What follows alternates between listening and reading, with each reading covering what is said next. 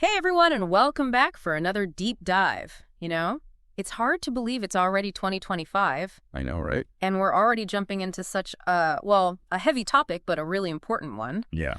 We asked you to send in some articles that you thought we should take a deep dive into, and this one really stood out to me. Mm. Confronting the Rise of White Supremacy, a call to action for white Americans. And I have to admit, this one really kind of hit me, especially with the anniversary of January 6th, so fresh in our minds. Yeah, the timing is definitely, pretty stark. Yeah. We're all kind of grappling with those echoes of that attack.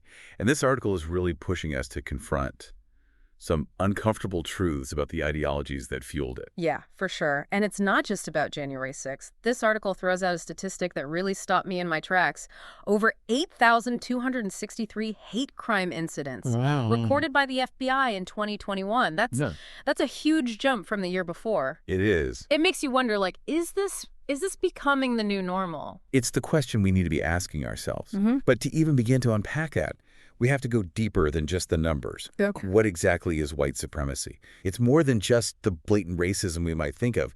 It's a whole system, a way of thinking that's been woven into the fabric of our country for centuries. Okay, so it's not just about, the KKK or neo-Nazis. Yeah. How does the system actually play out? Well, think about it like this. It's about power. Okay. Historically, white supremacy has been the driving force behind things like slavery and Jim Crow laws.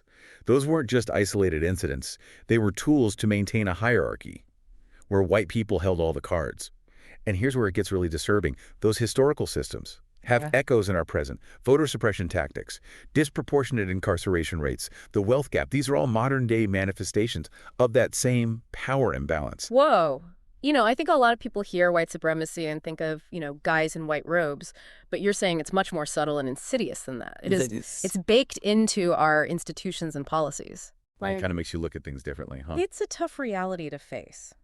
But understanding the historical context is key to recognizing how it operates today. And the scary part is, it's not just confined to the history books or the fringes of society.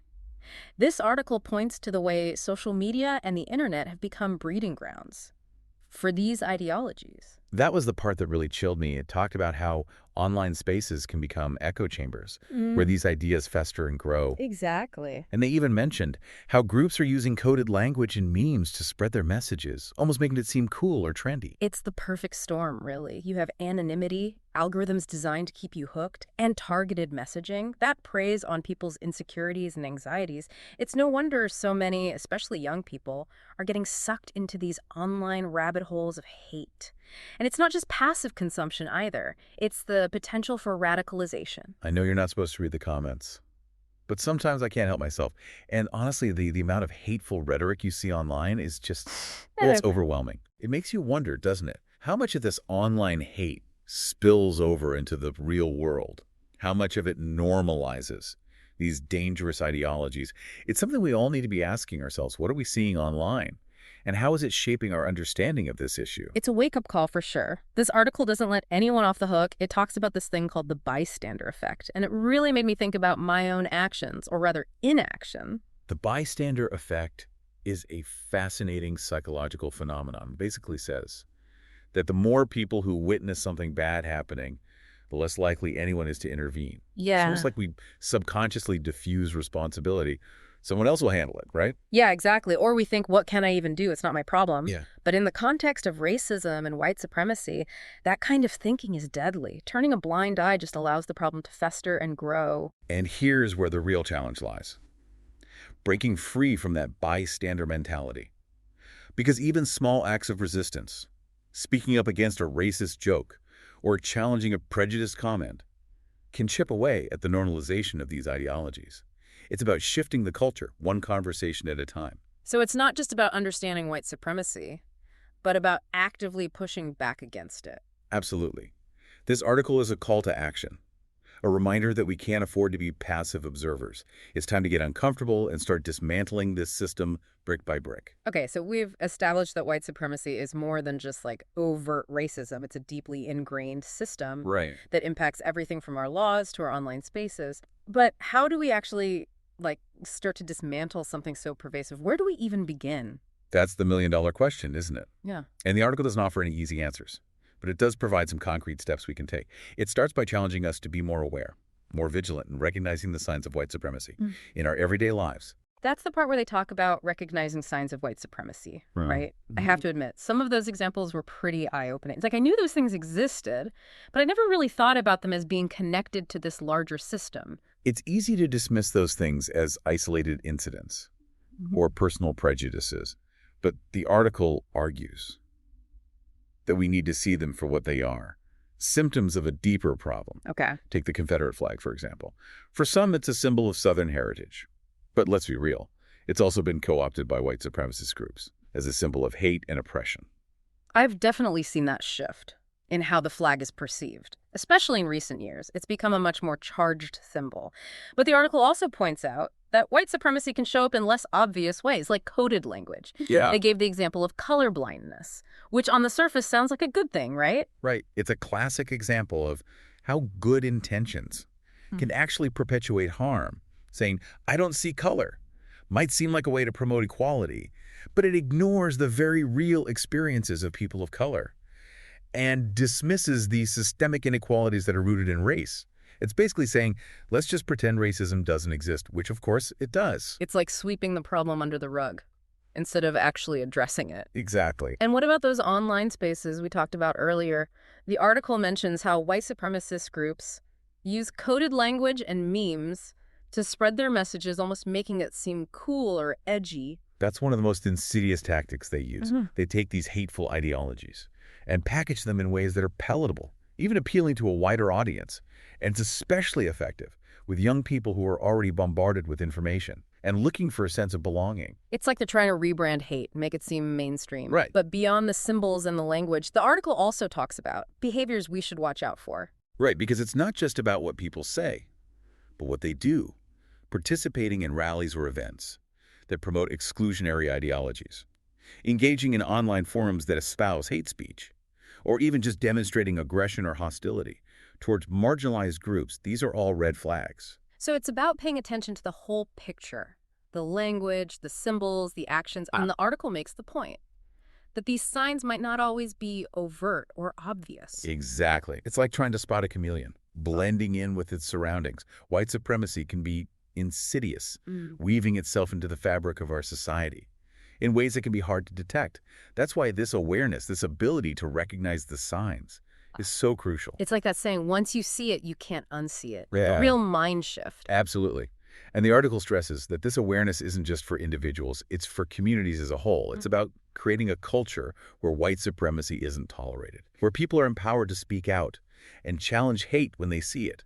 Okay, so let's say we've done the work of educating ourselves and becoming more aware of the signs. What's the next step? How do we actually start to dismantle this system? Well, the article offers a few key strategies, and they all revolve around this idea of collective action. It's not enough to just be aware of the problem. We need to actively work together to change the systems and structures that perpetuate white supremacy. So it's not just about individual actions, Right. but about a collective effort to create real systemic change. Exactly. It's about recognizing that this is a fight we can't win alone. We need to join forces, build coalitions, and use our collective power to challenge the status quo. And one of the first things the article mentions is the importance of education, both for ourselves and for others. Absolutely. It's about going beyond the surface level understanding of racism and really digging deep into the historical context, the systemic inequalities, the ways in which white privilege operates. So it's about challenging our own biases and assumptions, being willing to learn from the experiences of others, and then using that knowledge to educate those around us. Exactly. It's about having those difficult conversations with family and friends, educating our children about these issues, and using whatever platform we have to amplify the voices of marginalized communities. It's about breaking the silence and Right. creating a ripple effect of awareness and understanding. You know, it's interesting. The article frames education not just as a way to learn, but as a form of action in itself. Like the more we educate ourselves and others, the more we chip away at the foundation of white supremacy. That's a powerful way to think about it, because knowledge is power. And the more we understand the root causes of this problem, the better equipped we are to address it. Okay, so education is key, but what about concrete actions we can take? The article talks about supporting anti-racist organizations, right? That's a huge one. There are so many incredible organizations out there doing the groundwork, fighting for racial justice, providing resources to communities of color, and advocating for policy changes. These groups are on the front lines, and they need our support. And that support can take many forms, right? It's not just about donating money, but also volunteering our time, spreading the word about their work, amplifying their messages. Exactly. Every little bit helps. And the article also emphasizes the importance of engaging in our local communities. Like attending community events that promote diversity and understanding. Yes, it's about building relationships across cultural divides, listening to the experiences of others, and working together to create a more just and equitable society.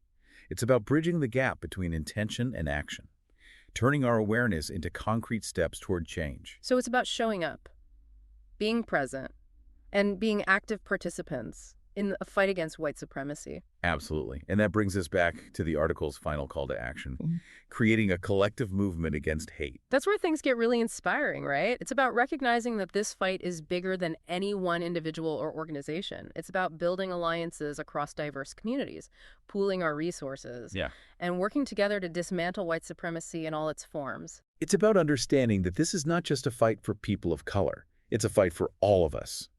Because when one community is oppressed, we are all diminished. We are all connected. It's like that saying, none of us are free until all of us are free. It's about recognizing that our liberation is bound together. Exactly. And that's what makes this call to action so powerful. It's a reminder that we have the power to create a different future. A future where white supremacy is relegated to the history books, where all people are treated with dignity and respect, and where justice and equity prevail. It's a vision worth fighting for, but it also feels overwhelming, Like, where do we even start? What can one person really do to make a difference in the face of something so massive? That's a valid feeling, and the article acknowledges that this work can be daunting.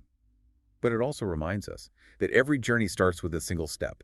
Even small acts of resistance, like speaking up against a racist joke or educating ourselves about the issues, can contribute to the larger movement for change. So it's about finding our place in that movement, figuring out how our unique skills and passions can contribute to the collective effort. Exactly. And the beauty of it is that there's no one right way to get involved. Some people are natural activists, while others might find their strength in education or community organizing.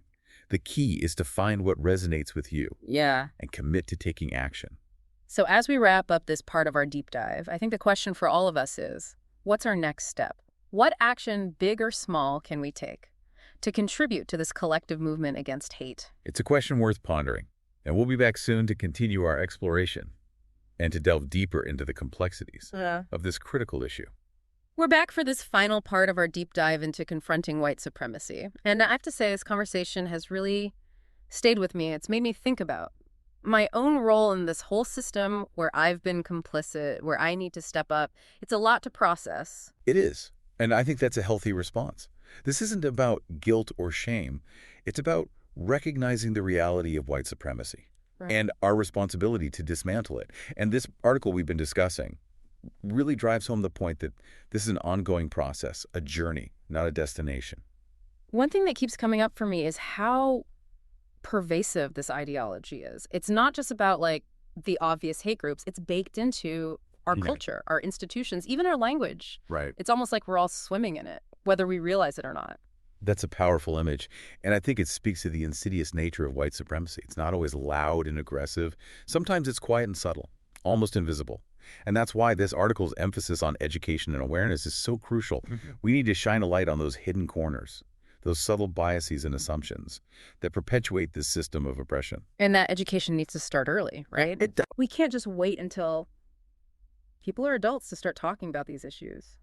It's about teaching kids to recognize and challenge racism in all its forms, to value diversity and inclusion, and to understand that we're all in this together. Absolutely.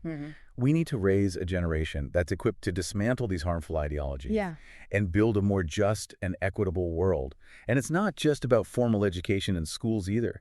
It's about those everyday conversations we have with our families and friends, the books we read, the media we consume, the way we interact with our communities. It's about being mindful of the language we use, the jokes we tell, the assumptions we make. It's about challenging prejudice and discrimination whenever we see it, even in seemingly small ways. Because those small actions can have a ripple effect, right? They can shift the culture. Create a space where hate is no longer tolerated. It's about each of us taking responsibility for creating the kind of world we want to live in. So we've talked about education and awareness, but what about taking concrete steps to support those who are most impacted by white supremacy? That's where the concept of allyship comes in. It's about using our privilege to support and uplift those who are most marginalized, to stand in solidarity with them, to use our voices to advocate for change. Allyship isn't just a passive thing, is it? It's not. It's about actively working to dismantle systems of oppression, Right. but it can feel overwhelming knowing where to start. It's true. There's no one-size-fits-all approach to allyship. It's a journey, and we all have to find our own way. But here's what I always come back to. Listen, learn, and act. Listen to the voices of marginalized communities. Learn about the issues they face, and then take action to support their struggles. That's a good framework. Listen, learn, and act. But I think it's also important to acknowledge that this work can be uncomfortable, even painful at times. Yeah. We're going to make mistakes, we're going to stumble, and that's okay. It is okay. In fact, I think those moments of discomfort are crucial. They're opportunities for growth, for deeper understanding. The key is to not let those moments paralyze us, to not let fear or guilt prevent us from taking action. So it's about showing up even when it's hard, even when we don't have all the answers. It's about being willing to learn and grow and to keep pushing ourselves to do better. Exactly. And the beautiful thing is, we don't have to do it alone. There are so many incredible people and organizations out there doing this work, and there's a place for everyone in this movement. It's about finding our place in that movement, figuring out how our unique skills and passions can contribute to the collective effort. And this article, this deep dive we've been on, it's like a roadmap for anyone who wants to get involved. It's full of resources, organizations, action steps we can all take. It is a call to action, a reminder that we all have a role to play in building a better future. And I want to emphasize, this isn't just about dismantling something harmful. It's about creating something beautiful in its place. It's about building a world where everyone feels safe, valued, and respected, a world where diversity is celebrated, where differences are seen as strengths, and where justice and equity prevail. It's a vision worth fighting for, even if the road ahead is long and challenging. I think that's a perfect note to end on. Thank you for joining us on this deep dive. We hope it sparked your curiosity, challenged your assumptions, and inspired you to take action. Until next time, keep diving deep and keep fighting for a better world.